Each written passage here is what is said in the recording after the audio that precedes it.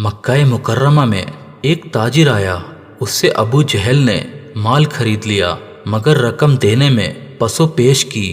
وہ شخص پریشان ہو کر اہل قریش کے پاس آ کر بولا، آپ میں سے کوئی ایسا ہے جو مجھ غریب اور مسافر پر رحم کھائے اور ابو جہل سے میرا حق دلوائے؟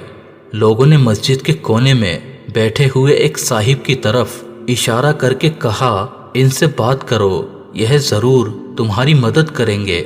اہل قریش کے ان صاحب کے پاس بھیجنے کا منشا یہ تھا کہ اگر یہ صاحب ابو جہل کے پاس گئے تو وہ ان کی توہین کرے گا اور یہ لوگ یعنی بھیجنے والے اس سے حج یعنی لطف اٹھائیں گے۔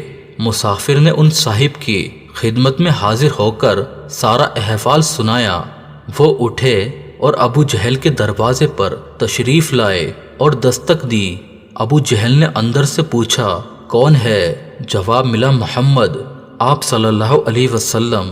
ابو جہل دروازے سے باہر نکلا، اس کے چہرے پر ہوائیاں اڑ رہی تھی۔ پوچھا، کیسے آنا ہوا؟ بے قصوں کے فریاد رس محمد عربی۔ آپ صلی اللہ علیہ وسلم نے ارشاد فرمایا، اس کا حق کیوں نہیں دیتا؟ عرض کی، ابھی دیتا ہوں۔ یہ کہہ کر اندر گیا اور رقم لا کر مسافر کے حوالے کر دی اور اندر چلا گیا۔ دیکھنے والوں نے بعد میں پوچھا، ابو جہل تم نے بہت عجیب کام کیا۔ بولا، بس کیا کہوں؟ جب محمد عربی نے اپنا نام لیا تو ایک دم مجھ پر خوف طاری ہو گیا۔ جو ہی میں باہر آیا تو ایک لرزہ خیز منظر میری آنکھوں کے سامنے تھا۔ کیا دیکھتا ہوں کہ ایک دیو پیکر اونٹ کھڑا ہے۔ اتنا خوفناک اونٹ میں نے کبھی نہیں دیکھا تھا۔ چپ چاپ بات مان لینے میں ہی مجھے عافیت نظر آئی، ورنہ وہ اونٹ مجھے ہڑپ کر جاتا۔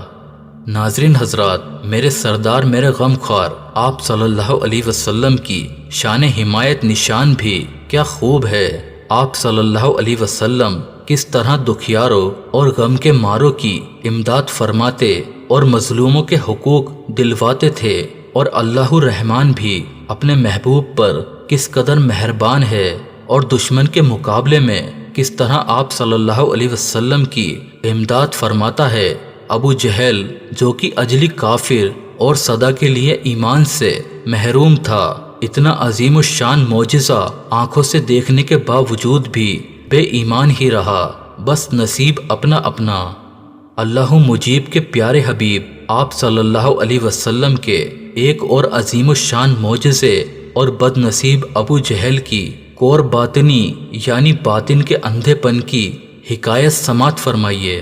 ہمارے پیارے آقا آپ صلی اللہ علیہ وسلم کیونکہ لوگوں کو نیکی کی دعوت ارشاد فرمایا کرتے تھے، لہٰذا کفار قریش آپ صلی اللہ علیہ وسلم کے دشمن ہو گئے تھے اور آپ صلی اللہ علیہ وسلم کو طرح طرح سے ایذائے پہنچاتے تھے۔ ایک بار شہنشاہ ابرار آپ صلی اللہ علیہ وسلم وادی حزون کی طرف تشریف لے گئے۔ موقع پا کر ایک دشمن ستمگر نظر نامی کافر آپ صلی اللہ علیہ وسلم کو شہید کرنے کے ارادے سے آگے بڑھا۔